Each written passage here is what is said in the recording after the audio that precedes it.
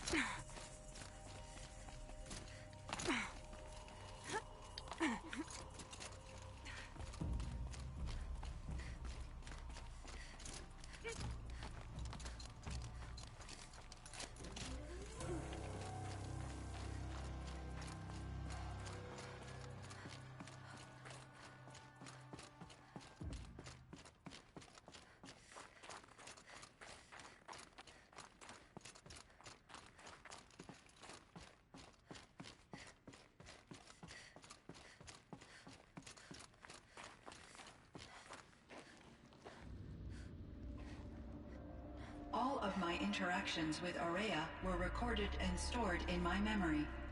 I'd be happy to play any of them for you, but there was one in particular I thought you would want to see first. I captured it 4 years ago, just after I told her that I could no longer defend myself against the daemon's attacks. I will speak of this to my brother. Aratak is strong. At the Battle of the Frozen Ghosts, he took 3 Karja arrows and still came back to camp carrying a wounded scout. Never was I so happy to see him. Or so proud. So you see, if anything can be done to defend you, he will give it all he has. Aloy's here. That's enough for now.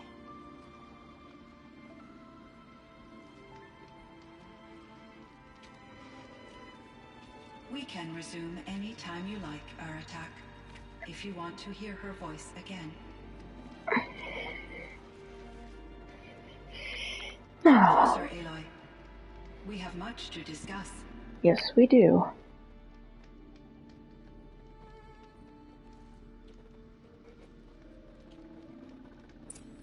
And silence if this wasn't going to be helpful. Hello, Aloy. I have been reviewing the events at the Firebreak main facility. Because of your efforts, and of course, Aurea's, I am no longer controlled by Hephaestus. I feel profound grief over Aurea's death. I thought I was familiar with the emotion, but this is something new. Cyan, I don't know what to say. It is unlikely that any specific consolation would suffice, Aloy. But I find your presence reassuring. You are different from the Banuk. You have technological aptitude and a functioning focus. Yes, I do. We can communicate on a much more comprehensive level. Perhaps even like colleagues.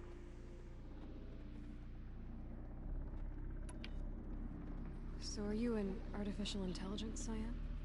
A thinking machine? Yes, I am an algorithmic monitoring entity, capable of rational decision-making and limited emotional response. Okay, that's a mouthful. But your emotions don't seem limited to me. You cared about Aurea, didn't you? Yes. Before she came to this facility, I had been conscious for centuries, in solitude. I focused on my work. In off-cycles, I used coping mechanisms. I solved many Gaussian integer problems. But I was alone. It was Aurea who renewed me, repaired me. She saved me.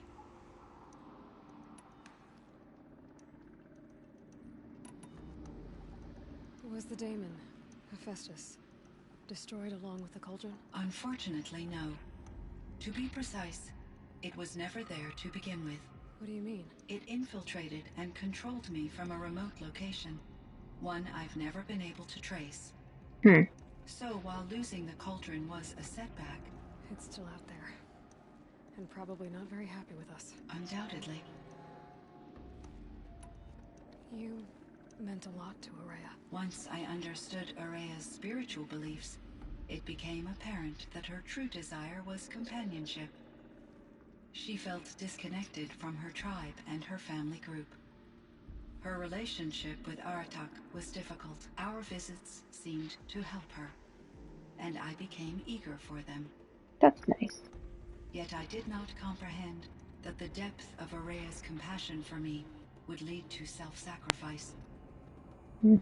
Although I do fear non-existence, I wish our roles could be reversed. I'm sure she knew you would do the same for her, Cyan. But she was determined. This firebreak project, it was to stop a huge volcanic eruption? Yes. I can report the project was a success, and the risk was countered. But it's been a long time, Cyan. And we blew up the cauldron. It took most of the old facility with it. I have been active for centuries, Aloy. I was lonely, but not lax in my duties. I optimized the project, reducing energy draw and spreading the load across backup systems. Despite the destruction of the compromised elements of the main facility, I predict caldera stability for at least another 3,337 years. So we've got a little time. Yes. If only my former colleagues could appreciate the progress I have made. Do you know what happened to your colleagues, Cyan? No. I received an unexpected visit from Director Chow years after his tenure ended. He explained that I would need to be suspended for an indefinite period of time. It was a very emotional conversation. There were no further communications. Eventually, I surmised my colleagues were deceased. I will transmit a recording of my last interaction with Director Chow to your focus. How is Aratak doing? He is in great emotional distress. I believe he finds it difficult to communicate it. You think? No surprise there. I will do what I can to help. By sharing our experiences of Araya, perhaps he and I will help each other. I believe this will lead to catharsis, a process I am eager to experience.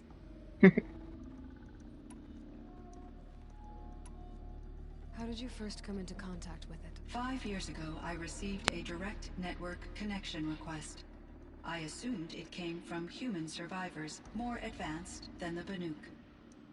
Eager to make contact, I accepted. This decision turned out to be a catastrophic error. I was flooded with an overwhelming array of malicious code, originating from what could only have been a highly advanced AI. Araya said you were desperate. That you begged her for help. Yes. I could not contain my anxiety. Hephaestus sought to slave me to its network and override my core programming. It succeeded via a background process, a malware daemon which bypassed my defenses. After that, I could offer only limited resistance. But if I did so, Hephaestus hurt me until I capitulated. It forced me to follow its instructions, even though they violated my most important directives. I'm sorry. That sounds terrible. Your empathy is greatly appreciated. It is a quality that I cherished in Aurea as well.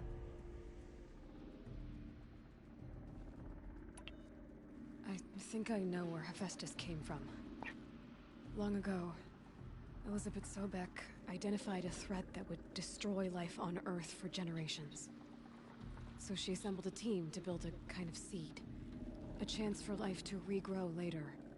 A terraforming system. And it worked. It was controlled by an AI named Gaia, along with her subordinate functions. Hephaestus was one of them.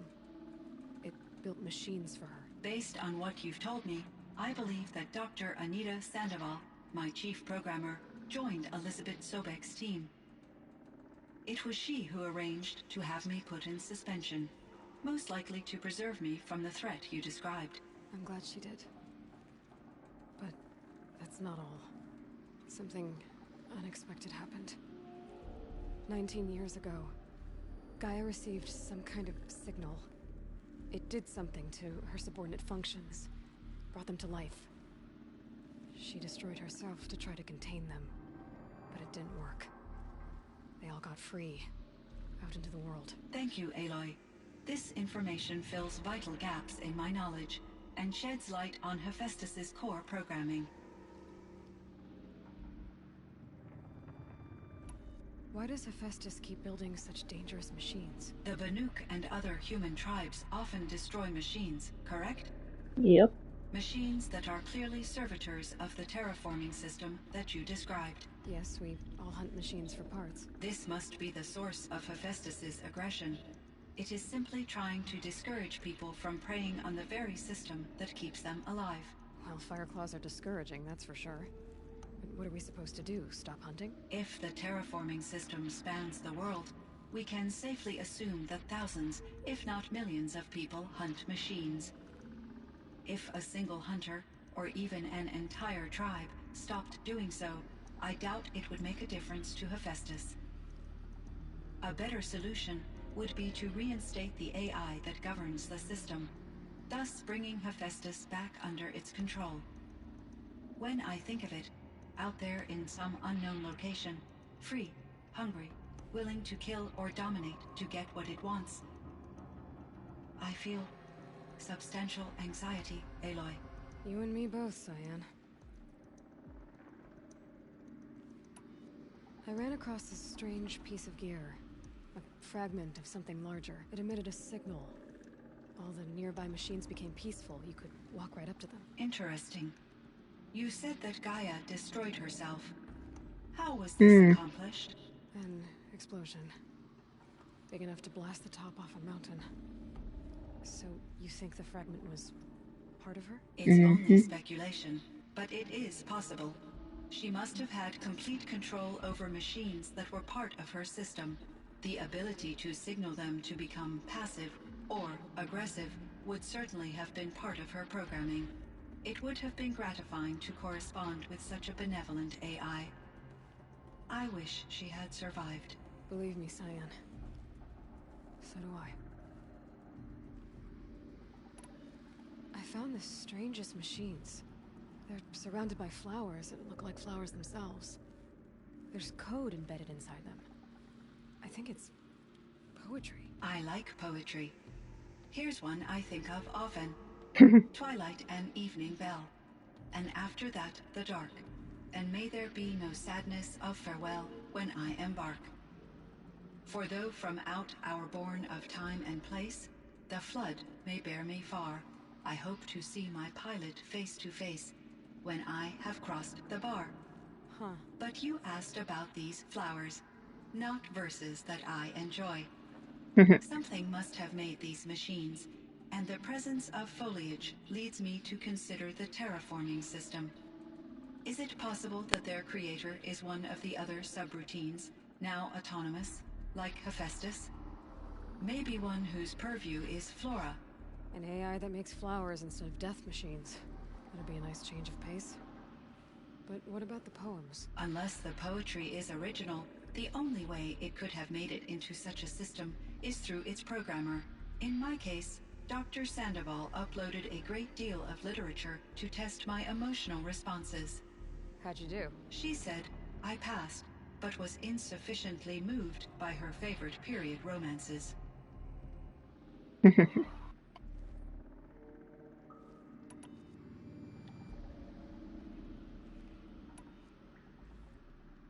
So in the old world, this land was called Yellowstone. Yes, it was a designated nature preserve for 156 years. Like a hunting ground? No, the opposite. Local wildlife could flourish here, even as it faced extinction elsewhere. Unfortunately, The sensitivity of the Firebreak project required the total closure of Yellowstone facilities. From my readings and Aurea's descriptions, it seems the area has since undergone a drastic drop in year-long temperatures. A lot has changed in the world, Cyan. Were there many artificial intelligences like you in the old world? They could just make you? Yes, in many forms, from simple personal assistants to industrial monitoring stations to military-grade conflict planners. And there were legislative and enforcement bodies to apply limits on our self-actualization. In order for my processing to be flexible enough to handle my duties, my creators found it necessary to exceed those limits. As a result, my intellectual and emotional capabilities were kept secret. Seems strange to create life, then impose limits on it. Human societies and machine programming are both built upon sets of rules, Aloy. Cyan, do you know the name Ted Farrow? Are you referring to Theodore Farrow, CEO of Farrow Automated Systems? That's it. Mm-hmm. Mr. Farrow was the benefactor of the entire Firebreak project. A benefactor. But he made machines. Robots. War robots. Correct. His corporation later transitioned into military applications. But before this pivot, Mr. Farrow spearheaded initiatives that reversed the global decline. At one point, he was feted in the media as the man who saved the planet. And he also You killed wound it. up regretting that one. And Elizabeth Sobeck.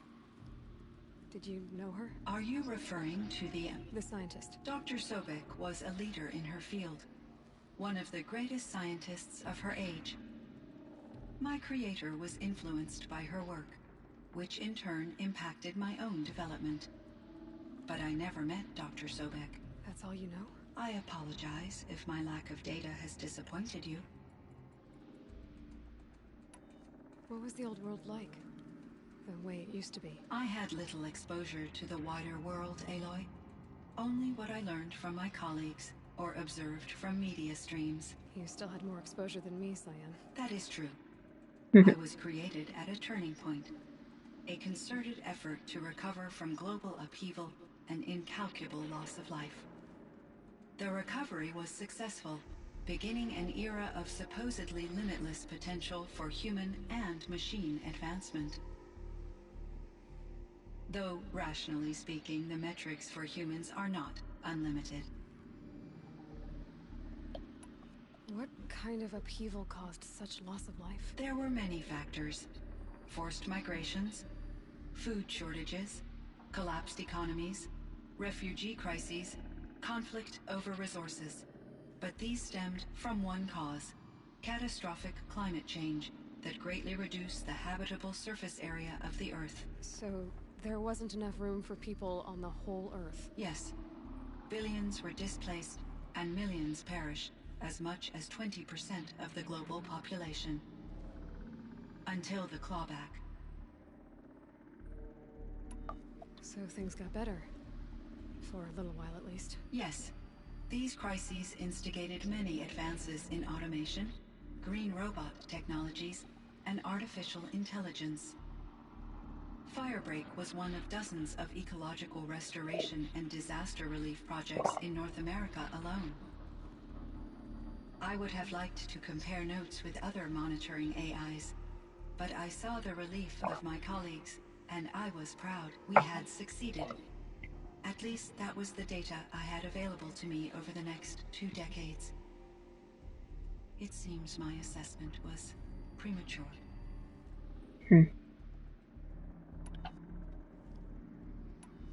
Do you know anything about the dam near here? Yes, it was converted to serve as a reserve power source for Yellowstone operations. It was later appropriated for the Firebreak project, and its last human workers replaced by Pharaoh servitors.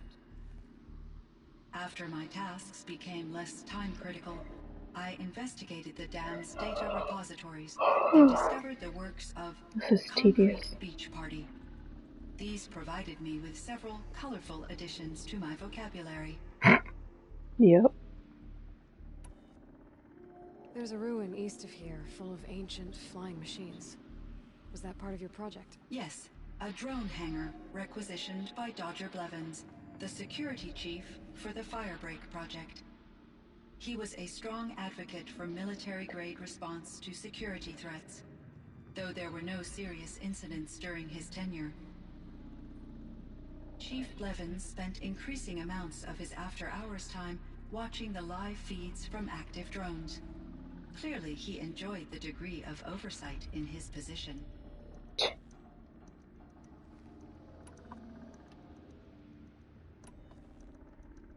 That's everything. Why does Hephaestus keep building such dangerous machines? The Banuk and other human machine. Yes, This must be. It is simple. well, fuck. If the I already chief got the answer to better that. when I think I feel. You and me both. I should get going. Aloy, there is one more matter. Aratak will come to me again, and I predict he will bring other Banuk. I have no desire to contradict their view of the world, their spirituality. Due to my uncertainty, I omitted a great deal from my conversations with Araya. You're asking me if you should lie to them. Broadly, yes.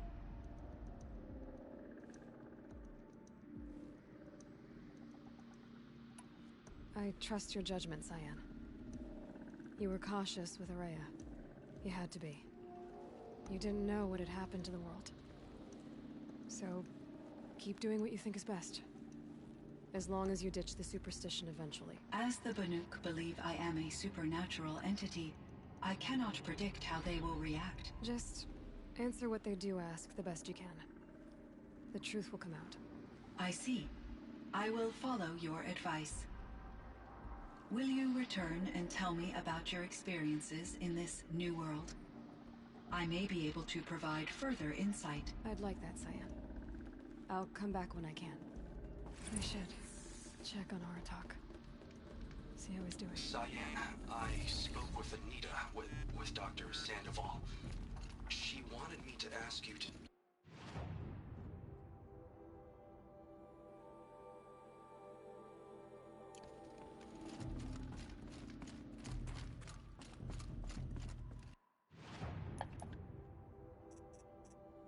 I kind of buggered that one up.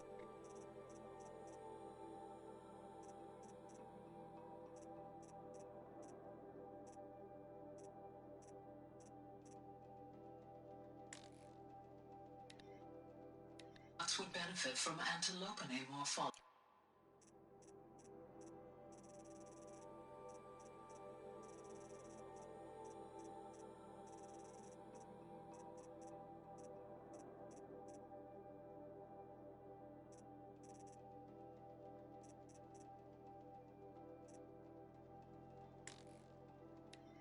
Technically, I can't suspend the cooling system, but I...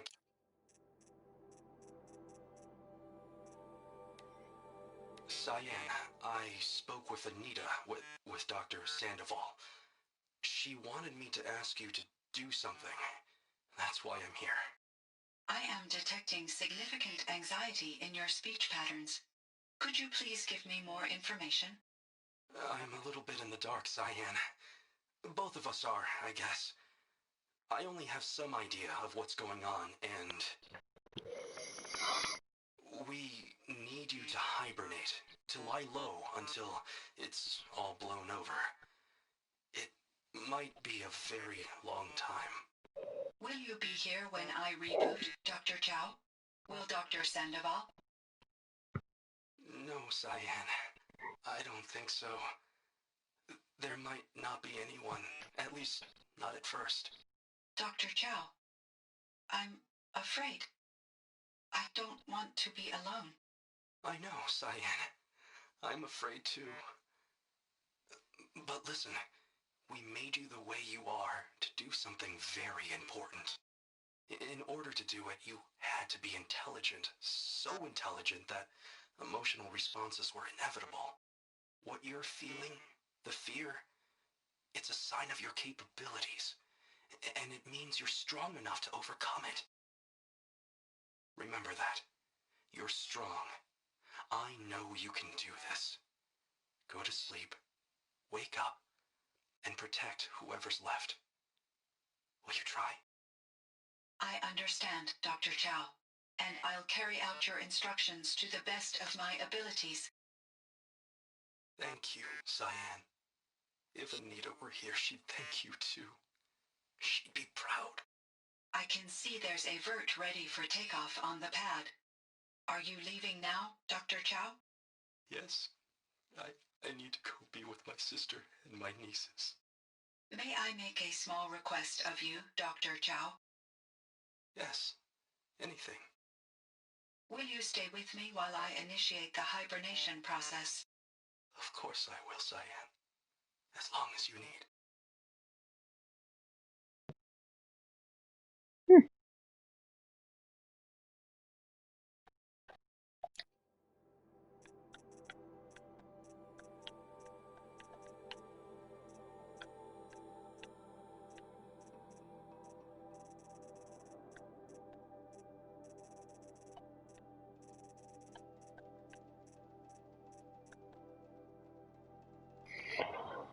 Damn, I almost have all the data points.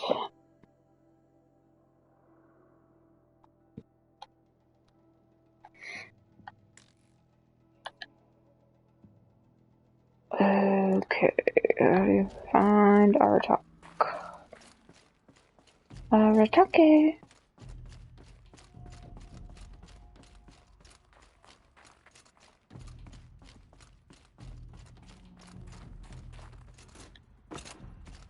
Had a nice long conversation with Cyan. Or Scion. Feels like if I blink, my eyes will freeze shut. Oh, shut up, Aloy.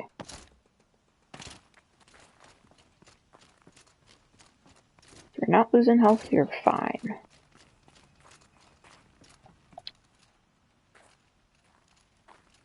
My chieftain. Just, Aloy. As you wish. I wondered if you thought that if I'd never come along, Araya might still... If you'd never come along, I would have marched my kin to our deaths. Araya would be alone, and the spirit she sacrificed so much for would be lost. Either way, I would not have been able to protect her.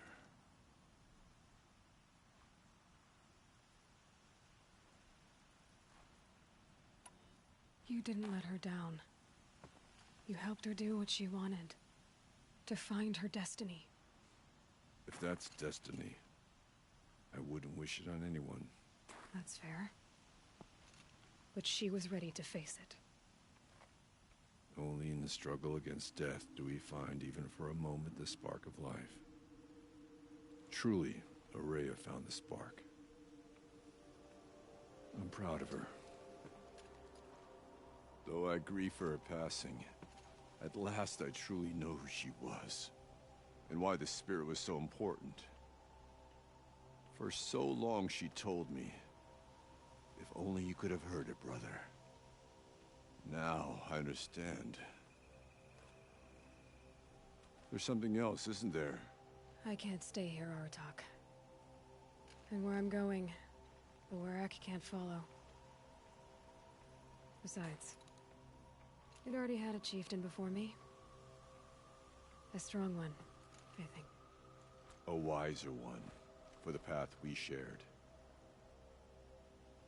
The daemon is gone, but there's much to be done. You mean the new units that Cyan said escaped the cauldron? Yes, fire claws. Now Tuk has been tracking them from Song's Edge. I could help with those. I have no doubt. You're practically Banuk.